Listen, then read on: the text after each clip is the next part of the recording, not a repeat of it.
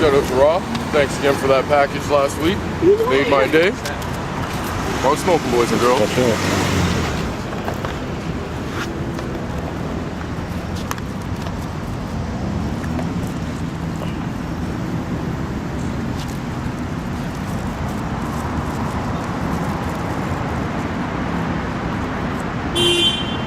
Horny.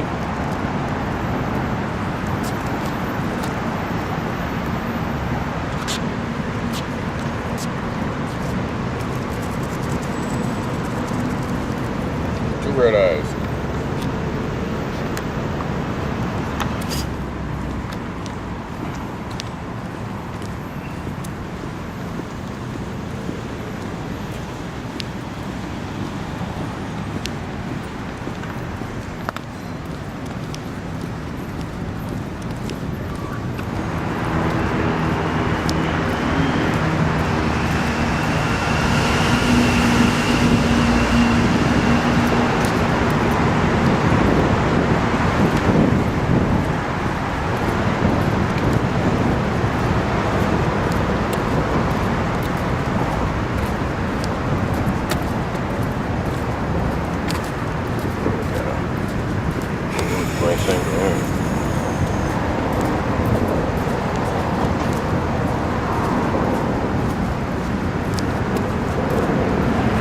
Have some weed etiquette. Fix that run. So this is where problems are made. Good old Queen's Park. Making problems since long before I was born. In order to further this meaning. I'm not going to say they're laughing at our community, but I think that they're... Was alcohol prohibited in this country? Like when we talk of alcohol prohibition, I know it was in Ontario and British Columbia and Alberta for about a 10-year period in the 20s, but clearly something was going on at the Confederation period there.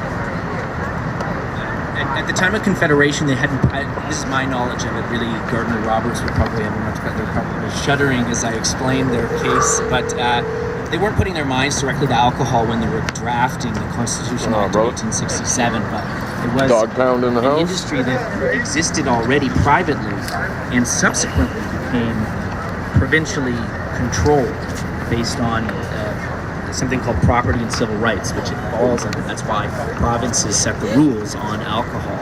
And so essentially, the Constitution Act was used to monopolize the alcohol industry. And I think that may be happening again with cannabis on the provincial level. I suggest that the evidence of history is on our side. That our species will evolve together, and there's no way that they should be restricting this from humans. It should be Homo sapiens' right to have this plant as much as it's right to have water or air. So was there a question? No question? Chris Lawson's, I've known him for 20 some odd years. He's the pot poet. He's got some great poetry, a little book he probably has with him too, with some great poetry about the history of marijuana. Did you ever, in 2016 we had 17,500 Canadians charged for cannabis offenses. That's down from an average of about 35 to 45,000 from previous decades. And probably hasn't been that low since mid-1972. My boy's clinic up at St. Clair and Kennedy. Arrested at dispensaries and growing has gone down, possession has gone down, selling has gone way up, and in fact, Scarborough Puffs, because the government wants to eliminate. Over 1,000 dogs have been shot by Canadian police in the last 50 years. You know, we've had our children taken away from us, our homes, our cars. You know, we've certainly been intimidated by the newspaper coverage of our arrest, getting fired. We're owed a big apology. We're owed money for all those days in jail for nothing more than some transient bigotry of the government.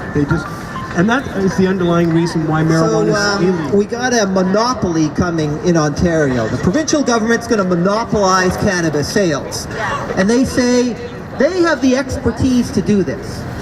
And you might be thinking, well, it's kind of a weird thing to say. The provincial government have the expertise to sell cannabis more so than the cannabis community.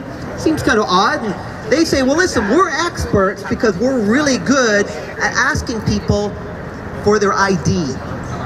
Because they do that in liquor stores. So they think, you know, this is pretty much just like liquor. And you know, we're really good at asking for it to see ID. So we're just the perfect people to sell cannabis. And we do not want the cannabis community being involved with cannabis anymore. They're very serious about that. No more selling cannabis is their message. The Attorney General has put us on notice. So everyone please make note of that. So, we're all to shut down. They're going to have a summit. This is what the provincial government's going to hold an enforcement summit on how to shut down dispensaries, because this is such a big problem. They're going to bring in the firefighters and the police and astronauts and brain surgeons. They're all going to gather and say, how can we possibly shut down dispensaries? We got to do it. You know, we got gang violence, we got gun violence, we got domestic violence, we got poverty problems in Ontario, we got housing problems, we have infrastructure problems. We are in the middle of an opioid epidemic, and they're going to hold a summit on how to shut down dispensaries? Shame on the provincial government.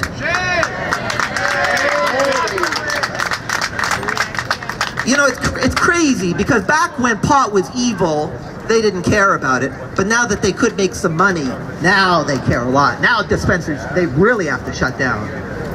So, a lot of people have said this is a bad plan, and it's a bad plan for so many reasons. I'm just going to set out 7 reasons why this is a stupid plan. So the first reason this is a stupid plan is that it's actually going to make Ontario less safe. It's going to have the effect of driving dispensaries and the cannabis community further underground.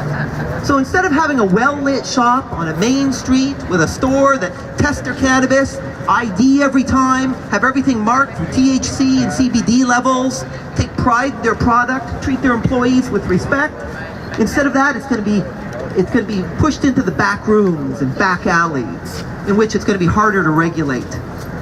And it's going to attract organized crime, of course. And you know what happens when you don't regulate and you push things back to the corners? What happens, and I'll give you an example. If you go to fill up on gas, well, if I have a dispute filling up with gas, then we can call the police and I say, listen, I paid $100 for my gas, or he says, listen, he filled up but he didn't pay, and the police can settle it. Or if it's a lot of money, let's say I'm buying a house and there's a dispute, well, we can go to court. I don't have to get a gang of my friends with baseball bats and meet a gang of their friends with baseball bats and settle it that way.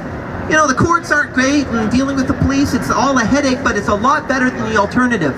But the cannabis community is denied that protection, and that's the provincial government plan, is to make Ontario less safe, to push it into the corners, to bring in organized crime, who love that sort of violence. So, reason number 1, it's a bad idea. The next Ontario less it's safe. A bad idea is it's doomed to failure. They think the cannabis community is going to shut down because they asked us to. The cannabis community, 100 years of prohibition, and they haven't shut down. 100 years it's been a crime, and they kept trucking. And they think now that it's legal, the cannabis community is going to shut down? The cannabis community endured the Harper-era mandatory minimums. Remember 6 months for a jail for 6 months? Or a jail for 6 plants under Harper?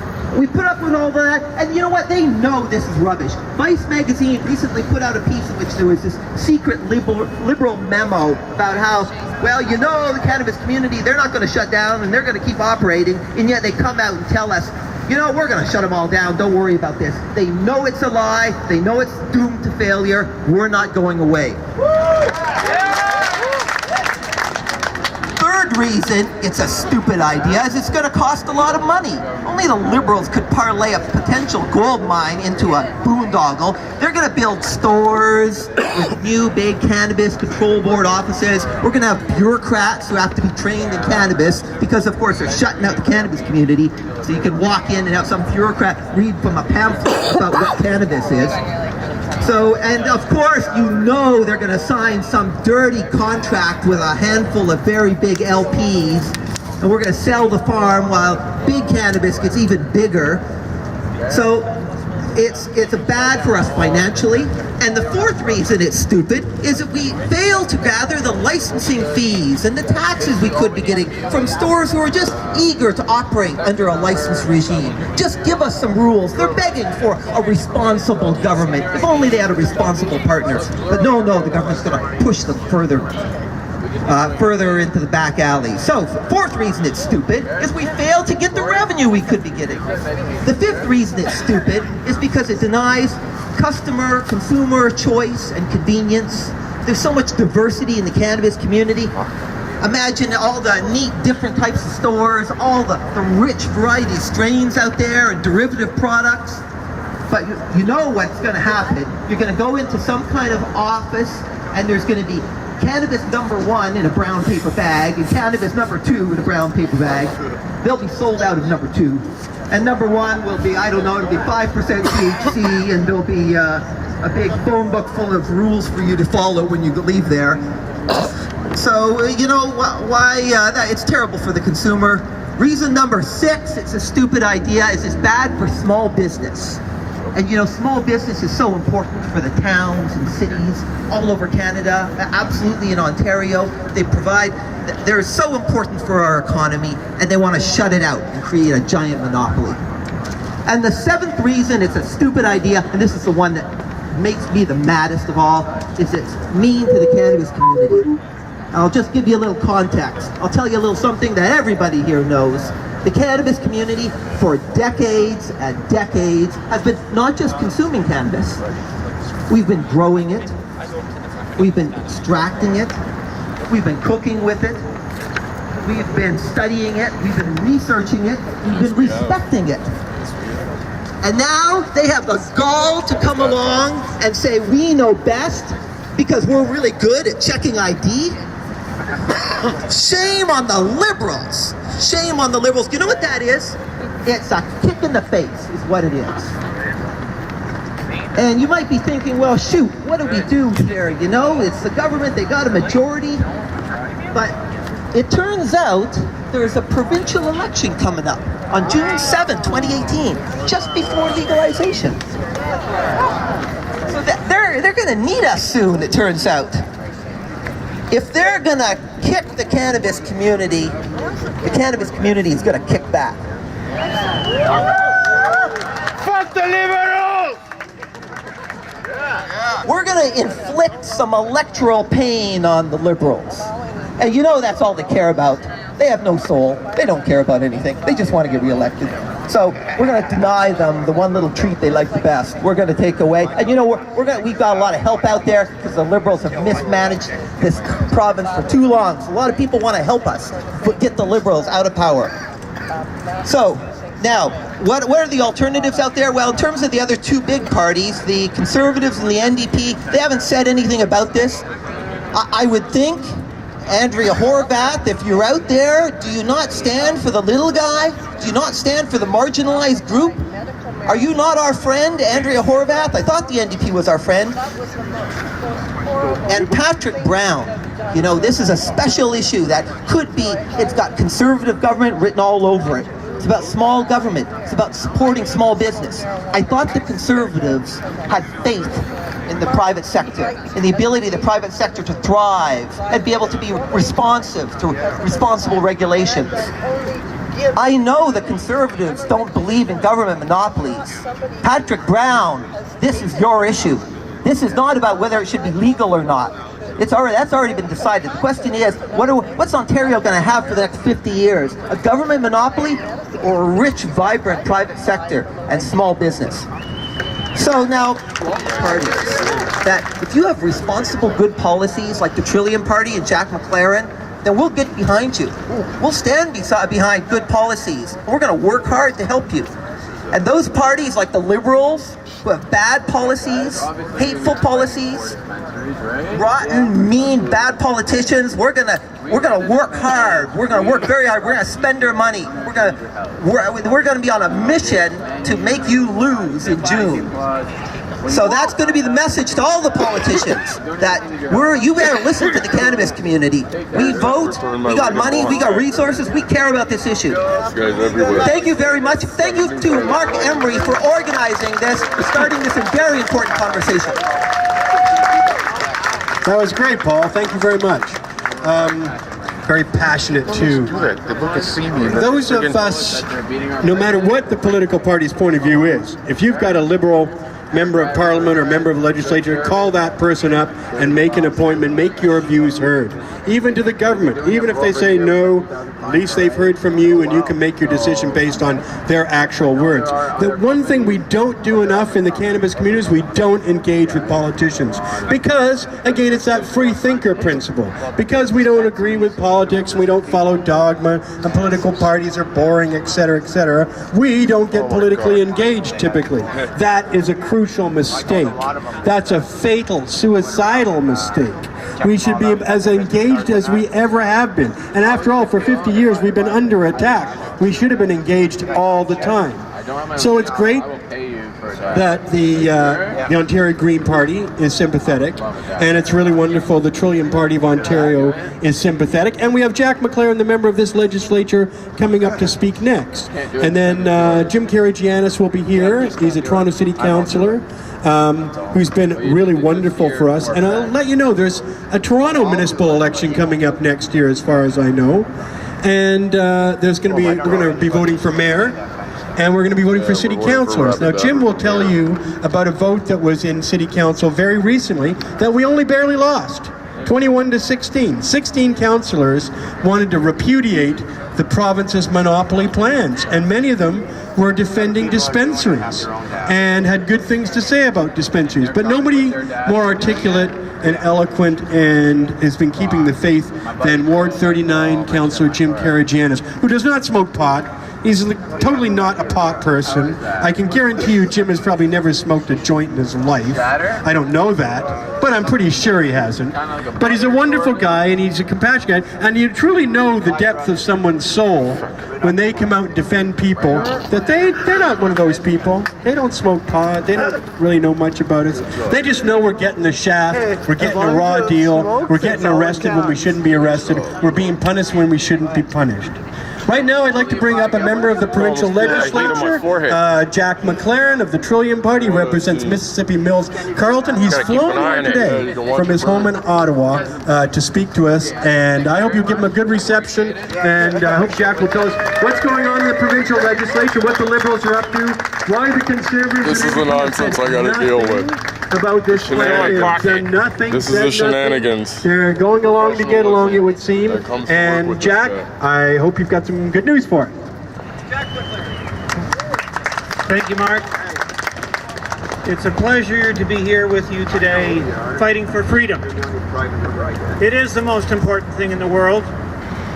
It is about being able to work and live and play with our families in our communities the way we want, and not having government trample on our rights. I actually say those words to many issues, not just the legal use of marijuana, because freedoms are being taken away by the people in this place and the House of Commons all too often. We are a vastly over-regulated society. There are 360,000 regulations in the province of Ontario, which means there's 360,000 things you can do wrong and be penalized for. If we could get rid of 30% of those, we say at the Trillium Party, that'd be a good start. That would be creating freedom. So let me back up. I don't have a written speech here, so I'm going to do a bit of a ramble, and I'm very comfortable here with you people. Woo! I'm an MPP. I have been an MPP for 6 years. I got elected on October 6, 2011, with the PC Party of Ontario. I lasted with them until May, and freedom was denied. The party system of politics in Ontario and in the country is dysfunctional. I thought I was naive, I guess. I won the election 6 years ago, and I thought, wonderful, I'm going to change the world. It's just going to be like that. I'm an MPP now, so I'm going to be here. I can change the world. Well, then I arrived here, and I sat in the PC Party caucus, which is the meeting where there was about 29 of us, I think, at the time. There is now 28, or one less. And they would tell us what to say, and they would tell us how to vote, and they would say, we expect absolute loyalty to the party from you. And I had a big problem with that. because I actually do believe in democracy. And if you look up the word democracy in the dictionary, it says, and it goes back in history to the Magna Carta of 1215. I'm wrong in that. It was pointed out it goes back to Roman times. But anyway, 1215 was 800 years ago, and the Magna Carta is a wonderful document which is part of our Constitution. And the idea was that the barons in England had enough strength that they could tell the evil King John he couldn't have any more tax money because he pissed it away losing wars in France trying to get Normandy back. And so they said, well, the only way you're going to get more tax money out of us is if you sign this document called the Magna Carta, which says we, the people, will vote and decide at a parliament. Well, we'll elect people, and then we will decide at a parliament whether we'll give you more taxes or not. We'll decide whether you can kill us because we shoot your deer or not, or we can cut down your trees and build our houses and heat our homes or not. And he signed it because he had to. And that was the beginning of the common man being able to vote and choose a representative like me to send to Parliament and be, the idea is, I would be your voice. Your voice. I would be your vote. Your vote. And that I would, basically, I would work for you. And I believe that. All the time, I say to people, I'm your MPP, I work for you. That is the way democracy is supposed to work. Unfortunately, it's not the way it works here now. The parties tell us what to do and how to vote, and we're controlled. And if anybody dares to speak up and vote differently, I love having a dog the size of a bear. It becomes a pretty uncomfortable place to be in the PC caucus, and the other parties would be exactly the same. From time to time, I couldn't bring myself to do what they told me to say, or say what they told me to say, or vote the way they told me to vote. So the road got a little bumpy. And it got a little bumpier, and I toughed it out for 5.5 years till last May. And it became, I was in a nomination race where I was having to fight for my own job, the only PC candidate, the only PC MPP who had a nomination race to fight. And the party was backing somebody else against me. So I understand how politics works, that it's about talking to people and earning your trust and earning your vote. I'm kind of good at that, because I respect people and I respect democracy. So I went out and sold nominations in the PC party to win a nomination so I could fight for my own job in the next election next June. We sold 1,000